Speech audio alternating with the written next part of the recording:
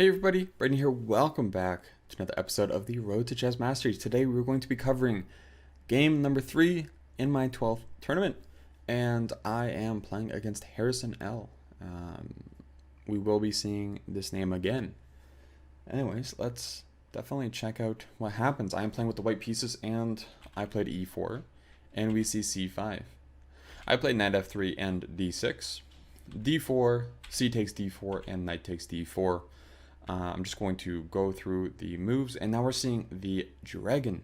Now this is a little bit different, but essentially what I played at the time was I would castle long and go for, g4, h4, whatever.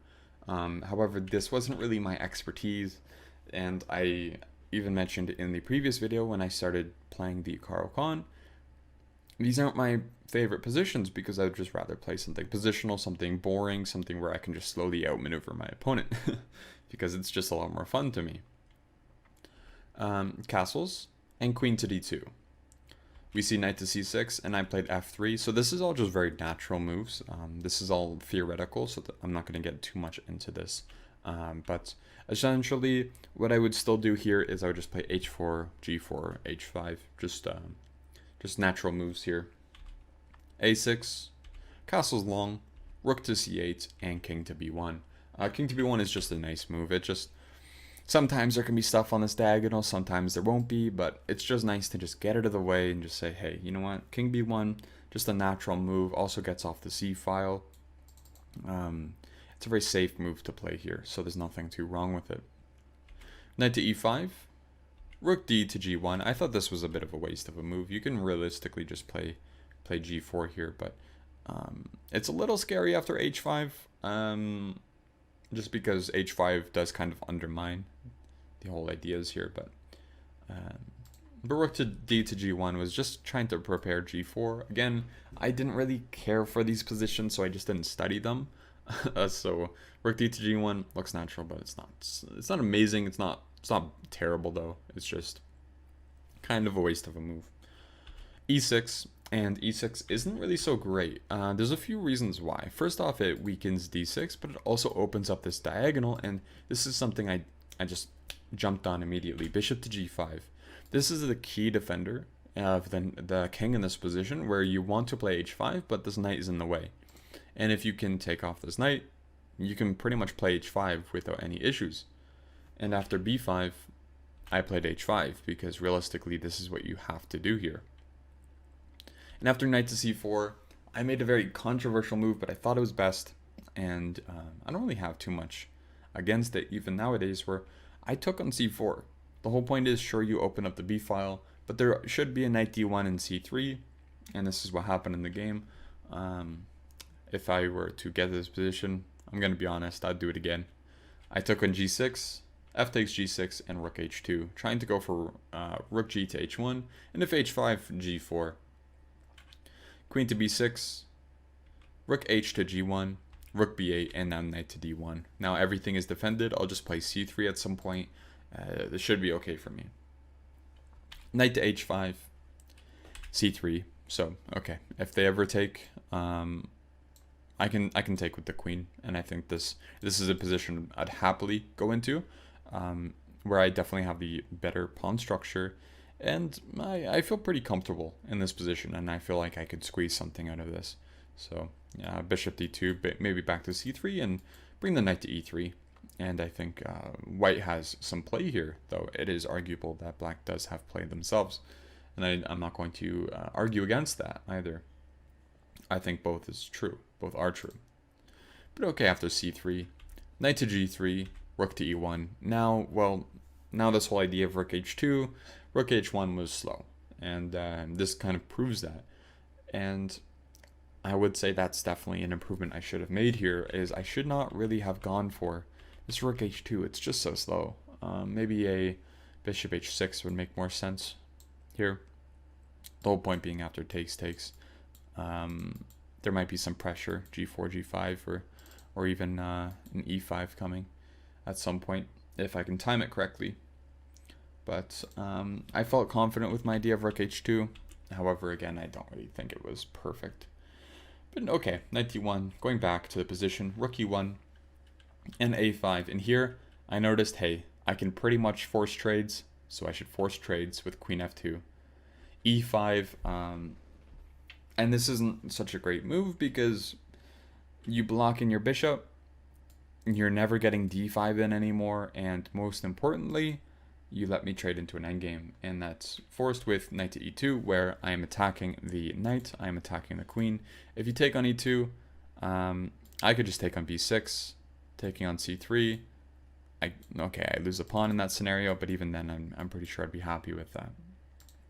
But queen takes f2 is played, knight takes f2, knight takes e2, rook takes e2, and now I just bring my rooks to the d file. I don't have the bishop here. However, I think this is actually okay here because their bishop on g7 is quite bad. They played rook b6, I played rook d2, preventing d5. That's just the big thing. We need to prevent that move. And right now, I'm threatening bishop e7, so that's another bonus. But after bishop to f6, I decided to retreat. Eventually, I ended up trading those two pieces anyways, I believe, but I think this is the right call. This bishop isn't doing much on this diagonal, so might as well avoid any trades. Rook to c6, rook to h1, and now you see my idea. I'm remaneuvering to cover the d6 pawn as it is a weakness, and I clearly have some play with moves like rook to d5 coming in the future. Bishop to e6 and rook h to d1, rook to d8 to defend. And here I know that I was looking for a way to attack e5 in some way. Or if I can attack e5, then, well, this should be beneficial to me because if I can take e5, well, this piece is pinned right now. Or this pawn is pinned to the rook. So they would be able to take back. And I ended up playing knight to g4, which I think is very controversial, but I think it was the right choice because it gives me the d5 square if they ended up taking. So I don't really have too many qualms against it. And also, for example, if they just make nonsensical moves, maybe I can go for this idea of trying to win the e5 pawn, which can be very valuable here. But they did end up taking, and I think this makes sense because, well, you know, they double my pawns. All my pawns on this side of the board are isolated. However, they aren't weak. They aren't able to be attacked easily because every single square on this rank is covered by my pawns, as you can see here. So there's no entry squares, which is very important behind the idea.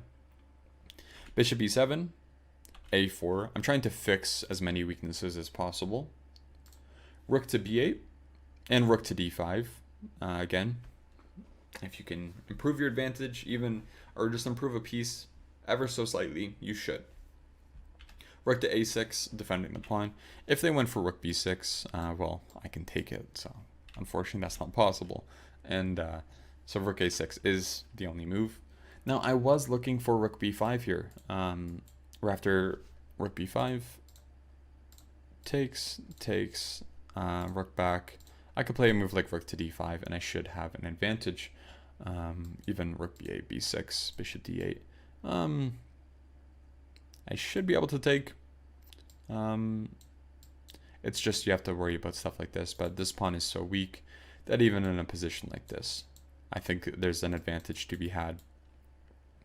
However, this isn't something I wanted to go for because I thought there was more in the position. So I just play king to c2. And I can always play this bishop to c1 move if I really need to defend b2, so I wasn't too concerned. As well as since I'm covering, any way this rook can maneuver, the only way they can maneuver is by playing 1, 2, 3 moves to attack the pawn, where I just play 1 move to defend. And even then, a5 is still hanging all the time. So realistically, I have a serious edge here. I wouldn't say I'm winning yet, but it's strategically close to it. King to f7, rook to f1 check, king to g7, and rook to h1. And now I'm just trying to say, hey, you're stuck defending the h pawn now. g5, I think this is actually a very incredible move because now they might have ideas of h6 and bishop f8 and maybe remaneuvering or something.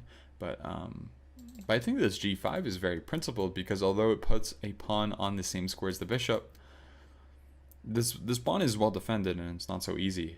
For example, rook h5, just h6, or even king g6, and this pawn will not be able to be taken.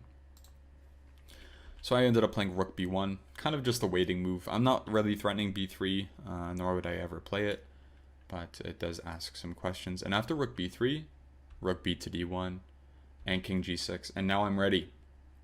Now I get a better position than what I was hoping for. I played rook to b5, and I think this was the right call here.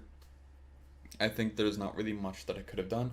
And they do have h5 ideas in the agenda, so I really need to make sure I act a little bit quicker. I can't just sit around all day because they do have plans of h5. So this does kind of force things a little bit. We're after rook takes b5, a takes b5, and they're forced to play rook to a8. And now I play b3. I think this was interesting. The whole point is after takes and a4, I play king c2. I'm not too worried. If this pawn goes any further, then I can just easily corral the pawn, so it can't go much further. But after a3, I just played c4. Now I'm just going to go king to b3 if I need to, rook to a1 as well. And this pawn realistically should be lost at some point. And I still have a very nice structure, and I have a protected passed pawn. So I would say this is winning at this point.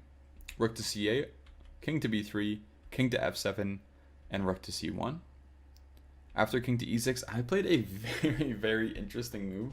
I was really scared this would blow up in my face, but I think this was the right call for practical chances. And it's the move king takes a3. This looks so stupid because why would you play king takes a3 and allow d5 followed by d4, right? It just looks optically terrible.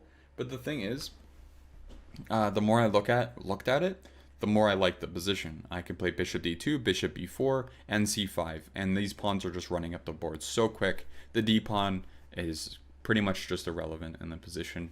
So after bishop d2, rook f8, and bishop b4, this pawn's just promoting. Rook f2, bishop takes e7, king takes e7, and c5. Okay, d3 is a little scary, but after rook d1, rook c2, and c6, my pawns are all protected. If they move their rook up, just king b4, and this pawn will be lost.